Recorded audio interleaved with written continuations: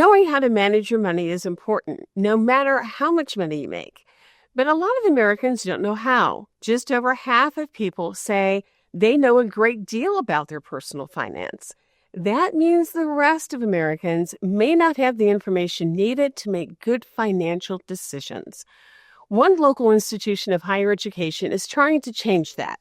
Mount Mary University is requiring all students to take a personal finance course to graduate. Let's learn more about why this is happening from Kristen Carioti, Dean of the School of Arts and Sciences at Mount Mary University. Thank you so much for being with us. Hi, Denise. Why did Mount Mary decide to make understanding personal finance a part of its curriculum? So we like to think that it's part of our mission. Our mission is to educate women to transform the world.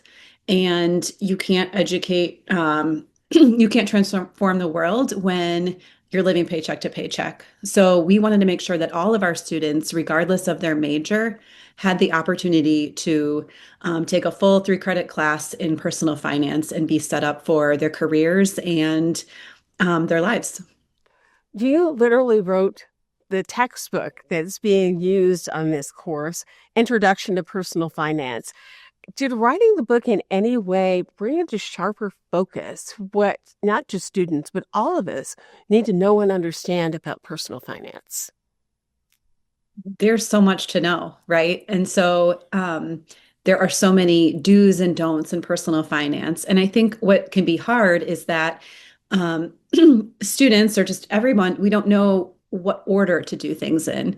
And so I used the 7 steps to financial freedom as a framework so that students could see, okay, these are the 7 steps, and you do these things in order. So the first one, for example, is to build an emergency fund, just a basic emergency fund. And it's an opportunity for everyone to see, are they doing the steps in order? Do they need to reassess and possibly go back and do a step that they missed? But the 7 steps are great because they work for everyone, regardless of their debt or their income. Students can share them with their family members. They work for everyone. We're going to talk about the 7 steps in just a minute, but I wanted to ask you first, when we take a look at our relationship with money, with our own finances, how much of that is influenced by our own personal experiences that have happened in the past with money? Yeah, you can't ignore that, right? If you just try to jump in and learn, start with the math or start with like an online calculator, pay off a credit card, you're ignoring the habits, the reasons why you have the debt in the first place. And so in my book, the first 2 chapters, really get into behavioral finance, which is the intersection of finance and psychology, so that we can better understand ourselves and we can use a growth mindset to try to improve because we all make mistakes with money. I know my students love to hear about the mistakes that I've made with money, and they share them with each other. And talking about those mistakes or just, different habits or behaviors is so helpful in resetting and moving forward. You mentioned the first of the 7 steps, which was building that emergency fund. Can you generally walk us through the remaining 6 steps? And again, these are steps that people should take in order if they're going to be successful. Yeah, so I really borrowed it from modern personal finance. And so the 7 steps aren't really anything new that I made up, but following an order that works. So the second step is to snag the employer match on a 401k. That's free money that you're being paid, money that your employer is paying to your future self. So making sure that you get that.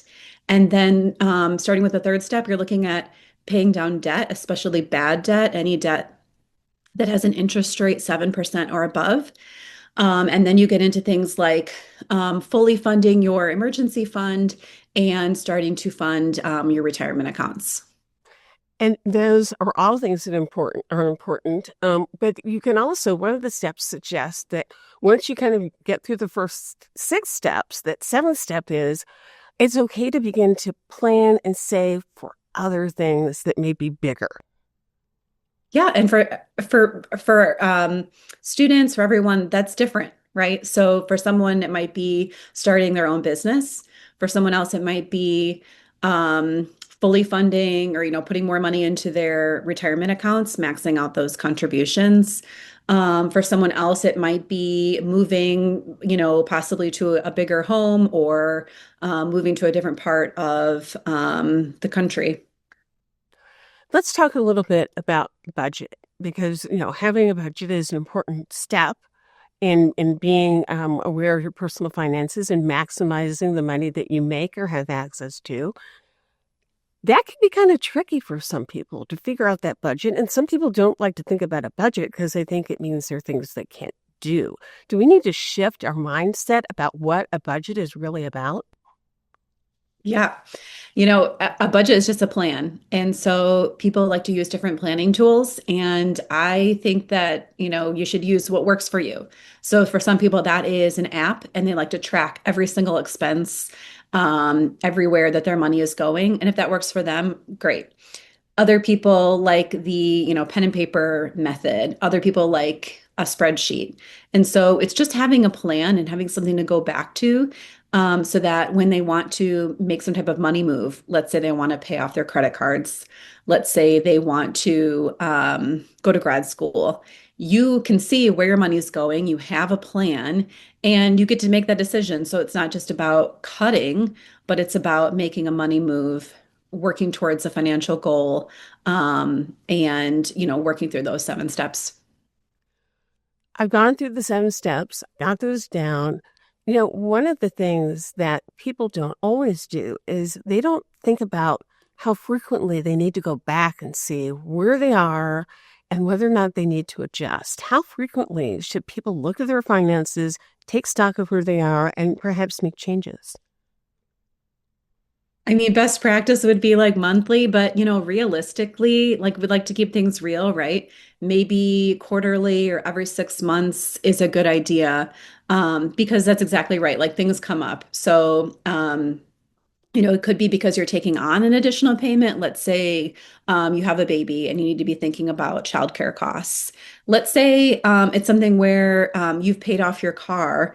And so now you actually have more money that you didn't have. So where are you going to put that extra, that payment? Where can you funnel that money now into a different financial goal? So I would say, on a regular basis, if you can, but especially when some change happens in your life that's going to like shift your budget and you want to think about, um, how you need to adjust your budget to work on your next money goal. When Mountaineer University women are armed with this information on their personal finance, what kind of a difference do you think it will make in their lives? Will it make it easier for women to build wealth?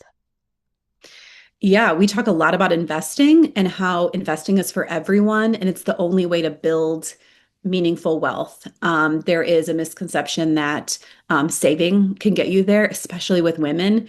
We talk a lot about, not we, but like the media talks about like how to cut your expenses, how to spend less. And sometimes that's important, but the big money move is investing in the stock market. So we want all of our students to understand, if they're not already investing in the stock market while they're in that class, when they take the class, what is the first opportunity that's going to come up for them where they're going to start investing? So maybe that's just, for a lot of students, they're opening their Roth IRA in the class. You just have to be working and making an income to get to start to contribute to a Roth IRA. So some of them are doing it in that class. Even if you're only funding it like a small monthly amount, it's building that habit. It's opening the account, which is sometimes the hurdle itself. Like, where should they open it? What company should they use? What should they invest in? So we go through those hurdles and we do it together. If they're unable to start investing in the class, then they know they're set up with what's the first opportunity going to be. So maybe that's when they graduate and they have a career job, versus like a wage job, um, getting a 401(k). How are they going to invest then in that? How will they maximize their employer match? So they're getting, they're optimizing, they're getting the best value out of that benefit. Um, So, I mean, to answer your question, I think that they're improving their lives, but I also think that they're improving their families' lives, and I like to think the greater community as well. Well, thank you so much for sharing this information with us and for the work Mount Mary is doing to help prepare young women for the entire stages of their lives. This is really great advice for all of us to take to heart as well. Great. Thanks for having me. Absolutely. You can get more information about Mount Mary at mountmary.edu.